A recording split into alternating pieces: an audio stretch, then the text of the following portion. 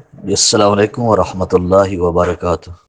یہی ہے کہ مسنون کے سر آگے ہونا چاہیے اور پاؤں پیچھے ہونے چاہیے، اس انداز میں اس کو قبرستان لے کے جانا چاہیے، جو فقہا کی عبارات سے واضح طور پر ثابت ہوتا ہے۔ لیکن اگر ایسی صورتحال ایسے علاقے کے اندر ہے کہ جہاں پہ سر آگے رکھیں گے اور پاؤں قبلہ کی طرف ہوں گے تو لوگوں کے اندر فتنہ انتشار کا خدشہ ہے، تو پھر پاؤں آگے کاٹ لینے کے اندر حرج نہیں ہوگا۔ امام سرخسی علیہ رحمت نے اس کو مستحب قرار دیا ہے۔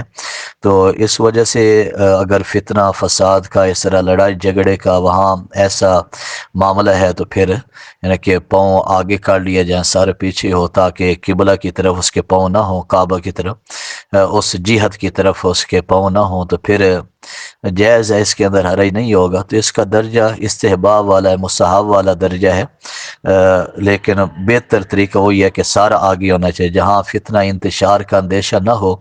تو جب شرعی طور پر اس کے اندر قباحت بے ادبی نہیں ہے تو پھر سارا آگے ہی رکھنا چاہیے، لیکن جہاں پہ اس طرح کا فتنہ فساد، اس طرح کے معاملات و انتشار کا خدشہ ہو تو پھر یعنی کہ پاؤں آگے کاٹ لیے جائیں، سارا قبلہ کی طرف کاٹ لیا جائے، تو پاؤں آگے کی طرف کاٹ لیے جائے، تو اس میں حرج نہیں، گناہ نہیں ہوگا۔